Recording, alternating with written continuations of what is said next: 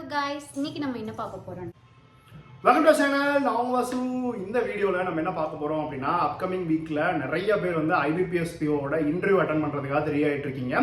So அந்த interview வந்து பார்த்தீங்கன்னா என்னென்னலாம் பண்ணணும் பண்ணக்கூடாது அப்படின்ற மாதிரி சில விஷயங்கள் உங்க கூட ஷேர் பண்ணுறதுக்காக தான் இந்த வீடியோ. ஸோ நான் வந்து நிறைய இன்டர்வியூ அட்டன் பண்ணியிருக்கேன், நிறைய மார்க் இன்டர்வியூ அட்டன் பண்ணியிருக்கேன். அதெல்லாம் வச்சு எனக்கு இருக்க ஒரு ஓவரால் ஐடியா, இன்டர்வியூனா இந்த மாதிரி தான் இருக்கும் அப்படின்ற மாதிரி ஒரு சில விஷயங்கள் அவங்க கூட வந்து ஷேர் பண்ணிக்கிறேன்.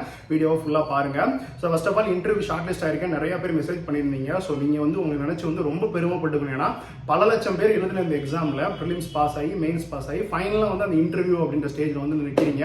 ஸோ இந்த ஒரு ஸ்டேஜை சூப்பராக பெர்ஃபார்ம் பண்ணது மூலமாக ஒரு கவர்மெண்ட் பேங்க்ல வந்து ஆஃபீஸராக போய் உட்காரதுக்கான ஒரு சூப்பரான ஆப்பர்ச்சுனிட்டி நம்ம கையில் வந்து கிடைச்சிருக்கு. அந்த சூப்பராக பெர்ஃபார்ம் பண்ணுறதுக்கு நம்ம என்னெல்லாம் பண்ணணும், பேனல் மெம்பர்ஸ் நம்ம என்னெல்லாம் எக்ஸ்பெக்ட் பண்ணுவாங்க அப்படின்றத பற்றி தான் இந்த வீடியோ டீட்டெயிலாக அவங்க கூட வந்து ஷேர் பண்ண போகிறேன். ஸோ வீடியோ ஃபுல்லாக பாருங்க. ஸோ வீடியோக்குள்ள போகிறதுக்கு முன்னாடி டெஸ்ட் புக்கில் வந்து உங்களுக்கு மார்க் டெஸ்ட் டிஸ்கவுண்ட் பேச போயிட்டு வாங்கணும்னு நினச்சினா டிஸ்கிரிப்ஷன் லிங்க் வச்சிருக்கேன். மறக்காம லிங்க் கிளிக் பண்ணி ஆஃபர் முடியும் BV10 போட்டு 12% டிஸ்கவுண்டோட வந்து பார்த்தீங்கன்னா பர்ச்சேஸ் பண்ணிக்கோங்க. சமாதான் ஏஐ அப்படின்ற அடிஷனல் ஃபியூச்சர்லாம் வந்து இருக்குது. நீங்கள் ஒரு பிகினராக வர்றீங்கன்னா ரொம்பவே வந்து பார்த்தீங்கன்னா ஹெல்ப்ஃபுல்லாக இருக்கும். உங்களுக்கு வந்து மார்க் டெஸ்ட் போடுறதுக்கு, ப்ராக்டிஸ் கொஸ்டின் எல்லாத்துக்குமே இந்த பேக்கேஜ் வந்து ரொம்ப ஹெல்ப்ஃபுல்லாக இருக்கும். ஸோ மறக்காம ஆஃபர் முடியறதுக்குள்ளே லிங்கை கிளிக் பண்ணி வந்து பர்ச்சேஸ் பண்ணிக்கோங்க. ஸோ ஃபஸ்ட்டு வந்து நிறைய பேர் வந்து IBPS இன்டர்வியூ போகிறேன் அப்படின்ற மாதிரி எனக்கு வந்து மெசேஜ் பண்ணாங்க. ஸோ அவங்க எல்லாருமே வந்து காமனாக நிறைய பேர் என்கிட்ட சொன்னது என்னன்னா, சார் என்னோட ஸ்கோர் வந்து இவ்வளோ தான் சார் இருக்கும், கட் ஆஃப்லேருந்து மேபி ஒரு மார்க் 2 மார்க் தான் கூட வரும், நான் வந்து கிளியர் பண்ண முடியுமா? ஒருத்தர் வந்து சார் இவ்வளோ தான் சார் வரும், எனக்கு தெரிஞ்சு இன்டர்வியூ போகிறதே வேஸ்ட் அப்படின்ற மாதிரிலாம் மெசேஜ் பண்ணாரு. ஸோ அந்த மாதிரிலாம் கிடையாது. நமக்கு வெயிட்டேஜ் வந்து பார்த்தீங்கன்னா 80:20 அப்படின்ற மாதிரி இருக்கு. ஸோ இன்டர்வியூவில் நம்ம நிறைய பெர்ஃபார்ம் பண்ணுறது மூலமாக ஒரு 19, 20, 18 வரைக்கும் மேக்ஸிமம் போடுவாங்க. நான் பார்த்தளவு 18, 19 வரைக்கும் வாங்கியிருக்காங்க.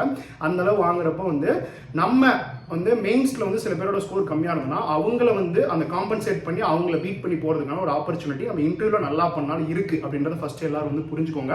அந்த மாதிரி நிறைய பேர் இதுக்கு முன்னாடி பாஸ் ஆயிருக்காங்க, இனிமேலும் பாஸ் ஆக போறாங்க. ஸோ அதனால மெயின்ஸ்ல வந்து நம்ம ஒரு 10-15 மார்க் அதிகமாக எடுத்து வச்சுக்கிட்டோம்னா ஒரு சேஃப் ஜோன் தானே தவிர 10-15 மார்க் அதிகமாக எடுத்தால் தான் பாஸ் ஆக முடியும் அப்படின்றது கிடையாது. மெயின்ஸ்ல கம்மியாக வந்து வாங்கி இன்டர்வியூல அதை காம்பன்சேட் பண்ணி கிளியர் பண்ணவங்களும் இருக்காங்க. அதனால அதை போட்டு வந்து ஒரி பண்ணிக்காதீங்க. இன்னொரு விஷயம், மெயின்ஸை நம்ம முடிச்சிட்டோம், அது நம்ம கையில் வந்து இல்லை. இப்போ நம்ம கையில் இருக்கிறது இன்டர்வியூ மட்டும்தான். அதனால வந்து இனிமேல் மெயின்ஸ் மார்க்கை மாற்ற முடியாது. பட் இன்டர்வியூல நம்ம நல்லா பெர்ஃபார்ம் பண்ணுறது மூலமாக இன்டர்வியூல நம்ம ஸ்கோரை வந்து பூஸ்ட் பண்ணலாம். அதனால ஃபுல் ஃபோக்கஸே வந்து பார்த்தீங்கன்னா இன்டர்வியூ மேலே வந்து வைங்க. மெயின்ஸ் மார்க்கை பற்றி வந்து யோசனையே பண்ணாதீங்க. ஏன்னா நிறையா பிகினர்ஸ்லாம் வராங்க இல்லையா, அவங்களுக்கு வந்து இந்த ஒரு டவுட் இருக்குது. எல்லாம் இப்படி சொல்கிறாங்க சார், ஏன்னா அவங்க புதுசாக வந்து நிறைய பேர் சொல்லியிருப்பாங்க, என்னப்பா தம்பி இவ்வளோ தான் வாங்கியிருக்கு, அவங்களால கிளியர் பண்ண முடியுமோ முடியாது அப்படின்றத தெரியல. கண்டிப்பாக வந்து ஒரு 10-15 அதிகமாக இருந்தால் தான் கிளியர் பண்ண முடியும்னு சொல்கிறாங்க அப்படின்ற மாதிரி நிறைய பேர் கேட்டாங்க. அந்த மாதிரி கிடையாது. இன்டர்வியூ நல்லா பண்ணுறது மூலமாக கண்டிப்பாக வந்து கிளியர் பண்ண முடியும். ஸோ அதுக்கப்புறமா வந்து ஒருத்தர் அவரோட ஸ்டடி ப்ரிப்பரேஷன் வந்து பார்த்தீங்கன்னா எனக்கு வந்து அனுப்பினாங்க. இந்த கொஸ்டின்லாம் படிக்கிறேன்னு சொல்லிட்டு அவர் வந்து உலக பொருளாதாரம் எப்படி இருக்குது, அதில் இந்தியாவோட ஸ்டேஜ் என்ன, அந்த மாதிரி நிறைய டீட்டெயிலிங்காக வந்து இதெல்லாம் நான் ப்ரிப்பேர் பண்ணுறேன் சார் அந்த மாதிரி சொன்னார். நீங்கள் அட்டன் பண்ண போகிறது வந்து பார்த்தீங்கன்னா IBPSோட PO இன்டர்வியூ. அது எந்த வேலைக்குன்னா ஒரு பேங்க்கில் ஆஃபீஸர் வேலைக்கு தான் தவிர உங்களுக்கு வந்து ஒரு IAS இன்டர்வியூ, IPS இன்டர்வியூ இது வந்து கிடையாது. ரொம்ப டீப்பாலாம் உங்களுக்கு வந்து கேட்க மாட்டாங்க. உங்கள் ப்ரிப்பரேஷனை ரொம்ப சிம்பிளாக வந்து பார்த்தீங்கன்னா வச்சுக்கோங்க. என்னென்னலாம் படிக்கணும் அப்படின்றத இந்த வீடியோவில் நான் வந்து சொல்கிறேன். அதனால் ரொம்ப டீப்பாக போய் இது பண்ணிருக்காதீங்க. ஒரு ஆளுக்கு மேக்ஸிமம் வந்து 5 to 10 மினிட்ஸ் தான் வந்து இன்டர்வியூ வந்து நடக்கும். அதுக்கு மேலே யாருக்கும் வந்து நடக்காது. மேபி ரேராக 1-2 பேர் 10 மினிட்ஸ் தாண்டி போகும். அதனால வந்து அதுக்குள்ள வந்து பார்த்தீங்கன்னா ரொம்ப ஈஸியான கொஸ்டின் தான் கேட்பாங்க. உங்க நாலேஜ் ரொம்ப செக் பண்ற மாதிரி அந்த அளவு டீடைலாக கேட்க மாட்டாங்க. அதனால பிகினர்ஸ் வந்து தெரிஞ்சுக்கோங்க, இது வந்து ஜஸ்ட் வந்து IBPSோட PO இன்டர்வியூ தான் தவிர ரொம்ப ஹை லெவலில் ப்ரிப்பேர் பண்ண தேவையில்லை. சிம்பிளான கொஸ்டின் தான் இருக்கும் போது சிம்பிளாக ப்ரிப்பேர் பண்ணாலே வந்து போதுமானது. ஸோ அதுக்கப்புறம் நிறைய பேர் வந்து பேங்க் பற்றிலாம் கேட்பாங்களா சார் அப்படின்ற மாதிரி கேட்டாங்க. ஸோ இது வந்து எப்படி அப்படின்னா, ஒரு 25-26 வயசு உள்ளே போகிறவங்களுக்கு பேங்க் பற்றி கண்டிப்பாக எதுவுமே வந்து தெரியாது அப்படின்றது பேனல் மெம்பர்ஸ்க்கும் தெரியும். ஸோ நான்லாம் பேங்க்குள்ளே வரதுக்கு முன்னாடி ஒரு சலான் கூட எனக்கு வந்து எழுத தெரியாது. அங்கே போய் கேட்டிருப்பேன், இங்கே என்ன பண்ணணும், இங்கே என்ன பண்ணணும்னு கேட்டிருப்பேன். ஸோ அந்த மாதிரி நாளே தான் நமக்கு இருக்கிறது அவங்களுக்கும் தெரியும். அதனால் பேங்க்குள்ளே வந்து பார்த்தீங்கன்னா என்ன நடக்குது அப்படின்றதெல்லாம் ரொம்ப டீட்டெயிலாக கேட்க மாட்டாங்க. அன்லஸ் நீங்கள் ஆல்ரெடி பேங்க்கில் ஒர்க் பண்ணிட்டு போகிறீங்க அப்படின்னா. சில பேர் வந்து கிளர்க்காக இருந்துட்டு ஆஃபீஸர் எழுதிருப்பாங்க, சில பேர் வேறு பேங்க்கில் ஒர்க் பண்ணிட்டு வேறு பேங்க் அந்த மாதிரிலாம் எழுதுவாங்க இல்லையா. ஸோ அந்த மாதிரி உங்கள் ஒர்க் எக்ஸ்பீரியன்ஸ் மென்ஷன் பண்ணி நீங்கள் சொன்னீங்கன்னா உங்கள்கிட்ட பேங்கை பற்றி கேட்பாங்க. ஏன்னா பேங்க்ல ஒர்க் பண்ணியிருக்கோம், ஒரு எக்ஸ்போஷர் இருக்கும் அப்படின்னு சொல்லிட்டு. ஸோ அதனால நீங்கள் எந்த பிரான்ச்சில் ஒர்க் பண்ணுறீங்க, அங்கே பிஸ்னஸ் எவ்வளோ இருக்குது, மேஜர் பிஸ்னஸ் என்ன அப்படின்றதெல்லாம் கொஞ்சம் டீட்டெயிலாக வந்து பார்த்தீங்கன்னா பார்த்துக்கோங்க. மற்றபடி புதுசாக இப்போ தான் வரோம் அப்படின்றவங்கள்ட்ட வந்து பேங்கை பற்றி ரொம்ப டீட்டெயிலாக வந்து கேட்க மாட்டாங்க.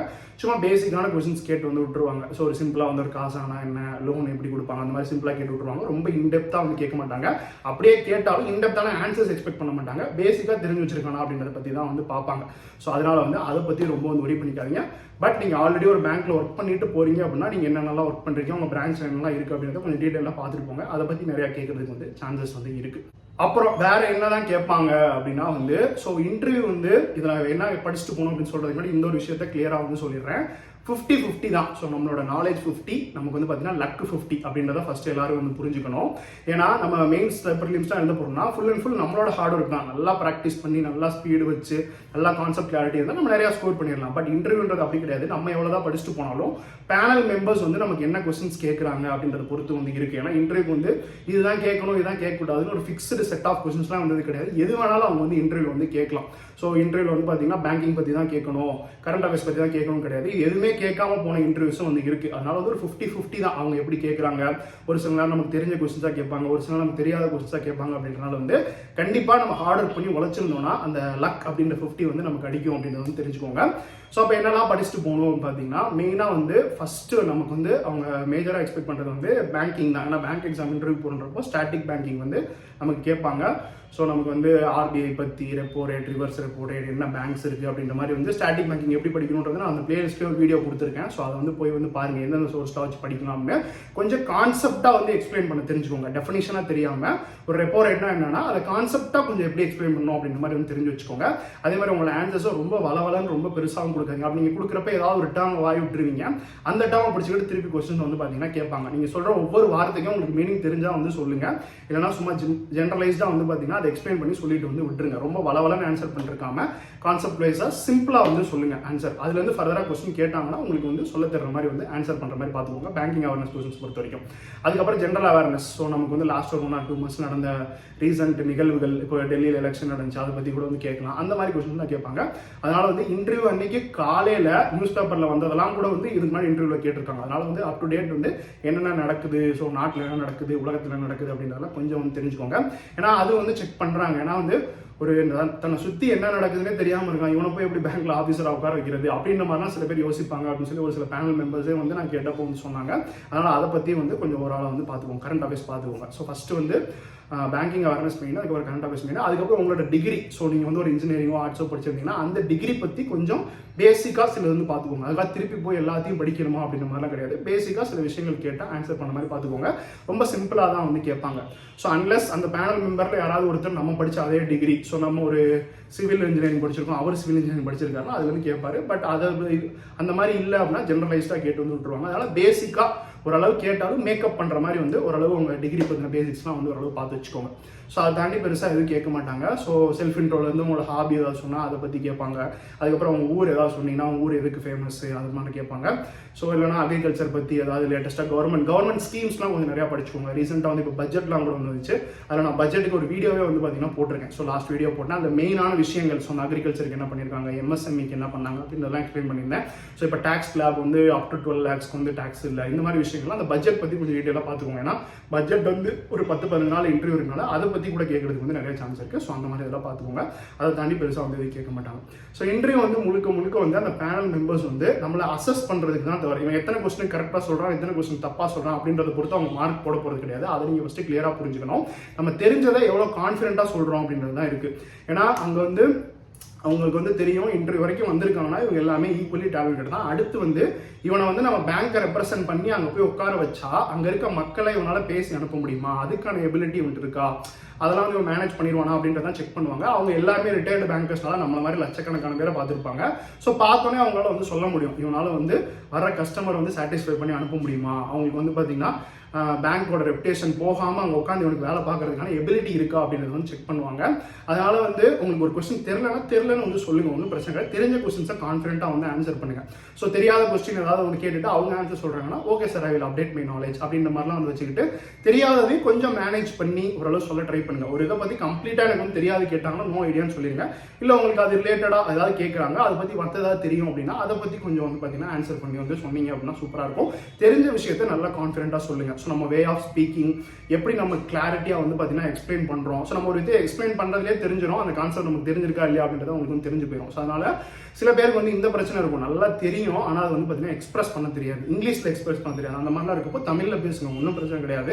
உங்களுக்கு வந்து பார்த்தீங்கன்னா நாலேஜ் இருக்காதான் செக் பண்ணுவாங்களே தவிர லாங்குவேஜ் வந்து பார்த்தீங்கன்னா பெரிய இது கிடையாது. அதனால வந்து ஒரு ஃப்ளோவாக இங்கிலீஷில் வர மாட்டீங்கன்னா தமிழில் கூட வந்து எக்ஸ்பிளைன் பண்ணுங்க, வந்து ஒன்றுமே வந்து பார்த்தீங்கன்னா பிரச்சனை கிடையாது.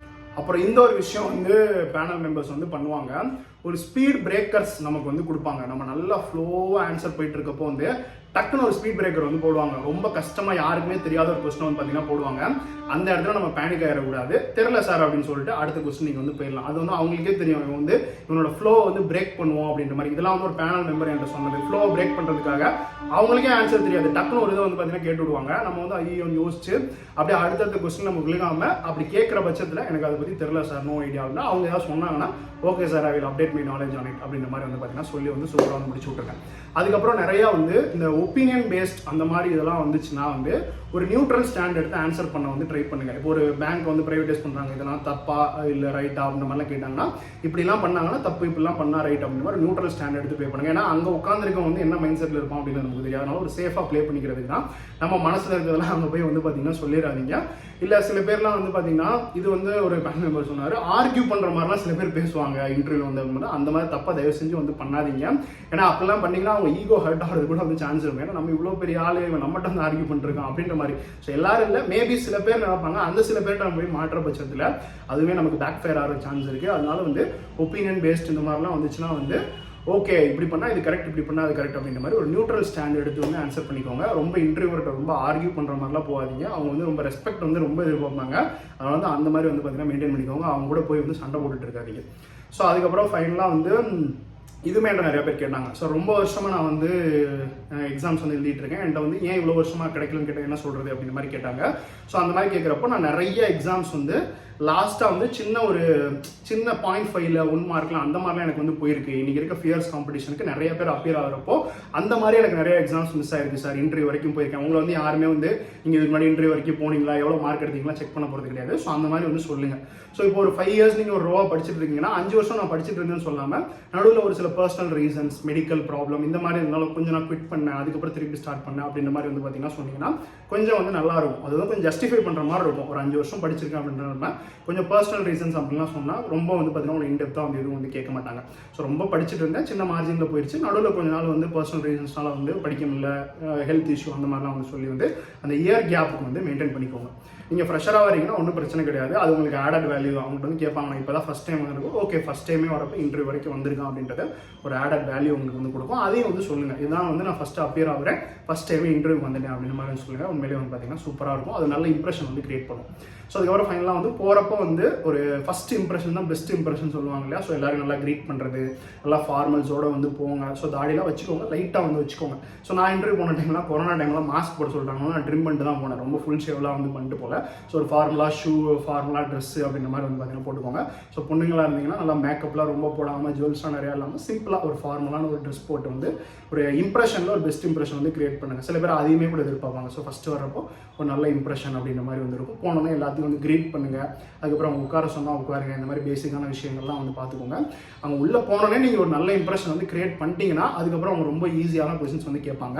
ஒன்ஸ் அகேன் நான் சொன்ன மாதிரி வந்து இது வந்து ஐஏஎஸ் ஐபிஎஸ் இன்டர்வியூ கிடையாது, பேங்க் எக்ஸாம் ஒரு ஆஃபீஸர் ரெக்ரூட் பண்ண இன்டர்வியூ தான். கொஸ்டின்ஸ் ரொம்ப சிம்பிளாக தான் இருக்கும். உங்களுக்கு தெரிஞ்ச கொஸ்டின்ஸை ரொம்ப கான்ஃபிடென்ட்டாக வந்து ஆன்சர் பண்ணுங்கள். கண்டிப்பாக வந்து உங்களுக்கு நிறையா மார்க் வந்து போடுவாங்க. மேக்ஸிமம் 17-18 வரைக்கும்லாம் வந்து இன்டர்வியூ வந்து போடுவாங்க. அதனால் நான் சொன்ன மாதிரி வந்து நான் மெயின் ஸ்டேவில் தான் எடுத்திருக்கேன் அப்படின்ற மாதிரிலாம் பயந்துட்டு இருக்காமல் இன்டர்வியூவை சூப்பராக பண்ணுறதுல வந்து ஃபோக்கஸ் பண்ணுங்கள். எல்லாருக்கும் சென்னையில் தான் இன்டர்வியூ இருக்குன்னு நினைக்கிறேன். ஸோ எல்லாருமே வந்து இன்டர்வியூ சூப்பராக பண்ணுங்கள் அப்படின்னு சொல்லிட்டு வீடியோ வந்து முடிச்சுக்கிறேன். நன்றி.